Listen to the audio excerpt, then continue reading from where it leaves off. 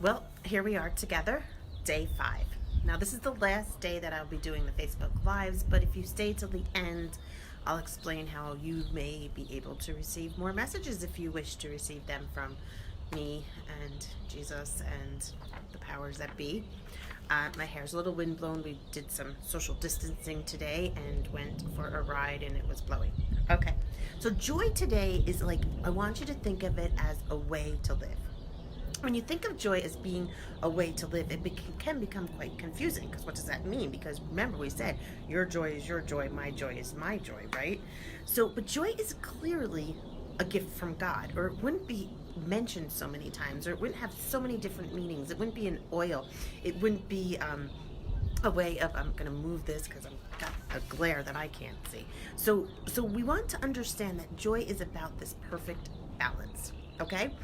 It is about this balance, and when you find this joy in your life, whether it be whatever the joy is in your life, that creates a balance. It's almost like that aha. You know that, like, okay, there'll be days when you don't feel joy, and that maybe days you feel too much joy, but then you create that balance, right? So when we understand this balance and where our lives are in this whole balance, things look kind of, it makes it more joyful to live. So, for example, we're always like pushing and pulling, trying to find our balance or find our purpose, but it's really quite simple. When this was gifted to me, not once, but this definite one was several times told to me, was that male, was put here first on this universe, and that male learned how to hunt and provide. That's what they did. And then woman was put on this universe to nurture the male, to help him hunt and provide. It wasn't that it was any less of a job.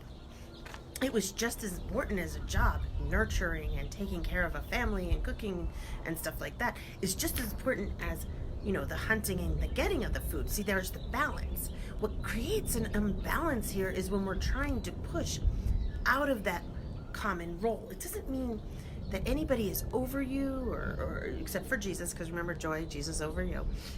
It doesn't mean anybody's better than you. It's just understanding your role. When you're a female here, you're more of a nurturer. You're more of a person who's going to do the nurturing, the caregiving. You may have a job, perfect, okay, but your soul being will find joy in the nurturing.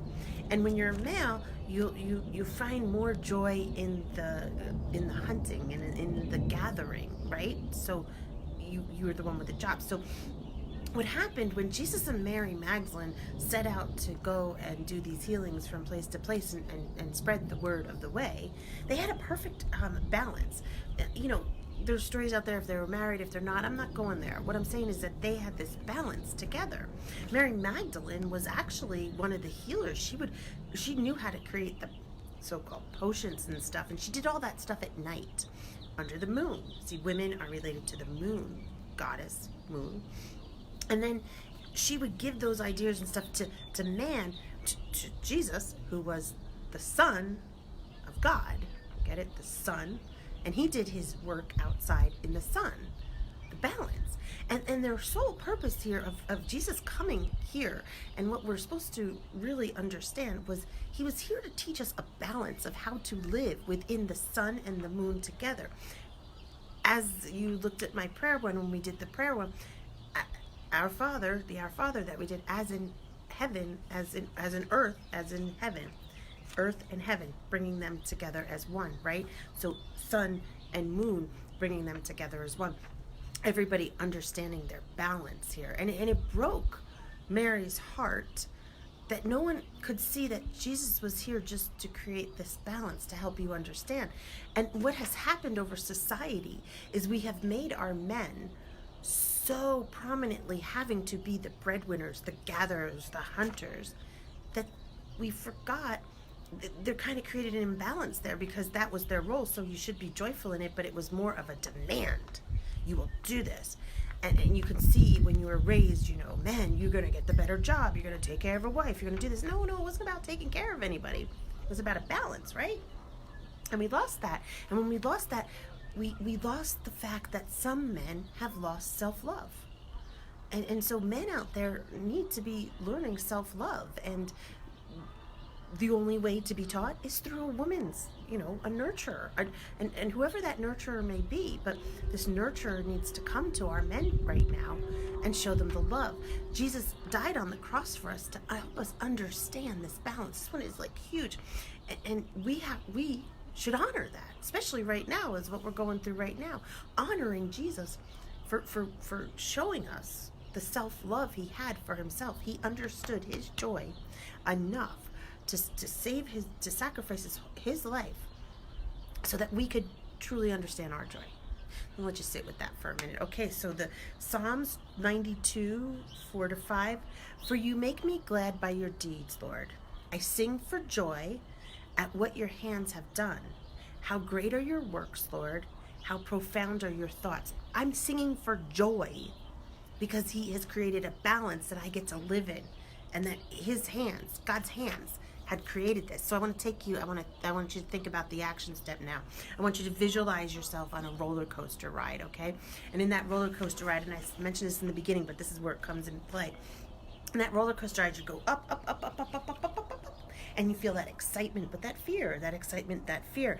And the second you go, and then you go down, down, down, down, down, and it's like, whoa, and it's great. And you don't worry about where the track is going, and if you're gonna tip or shift or go upside down or twirl. You don't care. That's not your issue, because you're on this coaster that is already got a determined purpose, and you're gonna trust it. I silenced there for a minute. So you trust this beautiful piece of machinery that gives you joy and fear and excitement, and know it's going to get from point A to point B, but it's going to twirl and twist, and you don't care. You trust. And then the person that created that was created by our Creator. So why wouldn't you just trust the tips, the turns, the twirls, the upsets in your life right now? Because your life was created by our Creator. So why wouldn't you just trust that this roller coaster thing of life that you're on is divinely put together by your Creator, so that you don't have to push and pull. You don't have to get out there and push that roller coaster up the mountain or to the top, and then you don't have to push and pull it to do its thing. It does it, right? So that's life. That is life. But as soon as you get off that roller coaster ride that was man-made metal machinery, you start pushing and pulling. You start saying, okay, where do I have to go now? And when do I get there? And how do I do it? And it's all that push and that pull. If you stop the push and the pull, and you just went to God's divine plan, could you imagine how sweet and balanced and joyful life would be? So my action step for you today is I invite you to think of a time when you pushed your life. This resonates so much with me. If you guys, anybody has read my book or knows about me, there was a time where I pushed and pulled. This ego was huge, and I pushed and pulled, and I wound up really ruining so much stuff that was with my art gallery and stuff. So I can resonate with this so much. So if you can think of a time in your life when you were pushing that boulder so hard and not trusting God's divine plan for you, and I want you to just to think about that point in your life. It really is aha moments. I want you to breathe through that point. And I want you to think, if you didn't push the boulder so hard to get what your ego brain thought you should get, would the outcome still have been the same? So as much as I pushed that boulder, and I pushed it, man, I pushed it, and the outcome sucked. It was bad, right? So, but my outcome from that was my spirituality and my gift. Would I go back and change that? There would probably be so many things I would change in that pushing of the boulder, but the outcome was beautiful. But still, you're going to get the same outcome. I realize now, if I didn't push and pull that boulder, I would have just moved the mountain and followed God's plan, and I would have gotten the same outcome. The same outcome. My spirituality, my gift of knowing, my way of helping people with their health and wellness, I would have gotten the same outcome. So I want to invite you to do that. And then I'm going to invite you to say this prayer, and I will put it there in the things. It says, God, I trust you to be there for me as I go on this roller coaster ride of life. I know you will hold me safe as I tip and turn, go up and down. I believe in you and your goodness, and I believe in you and your goodness that you have for me. And as I always end everything, and so it is, because you seal it in. There you have it, my friends, my 5 days of joy. I hope you enjoyed them. There you go. So I just want to say one thing. If you really did enjoy these 5 days of joy, there's much more where this comes from.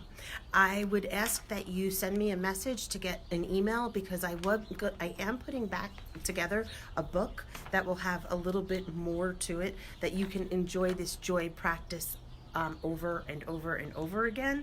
So it's not just the 5. There's much more to this that Jesus has gifted me with, which I'm so grateful for, and especially right now, today being the day that he decided to take his life for us, and I'm sacrificing that. That's awesome. And so if you are interested in getting more of these little gifts of understanding joy in your life, please, I don't want you to put your email in the comments, because we don't want the whole world to have your email. So you can direct message me, and I'll put you on that special joy email. I don't want to bombard people with things that they don't want. I really enjoyed sharing this with you. Again, the word enjoy. You think about how many times now you're going to hear the word joy and have a whole different meaning, right? I really did enjoy sharing this all with you. It was definitely something well worth that I sat on for 2 years and didn't know what to do with it, or 3 years now, didn't know what to do with it. It was a well worth it, and I thank you all for this journey. I'm in gratitude to you all for watching, for those who have, and those who have reached out to me. It's been amazing. It's an amazing journey. I do have more that is coming, that has been gifted to me too, but this is the end of the joy. So with that said, if during this time you're having some kind of like anxiety or stress or depression, and things are really freaking you out, please message me. You're not in this alone. I'm here to service you. I am here to be of service to you. So let me be that service to you and help you through this time. All right, enjoy your night. And say a little Our Father to Jesus as his soul releases, because each time. And I wish you all the best. Love and hugs.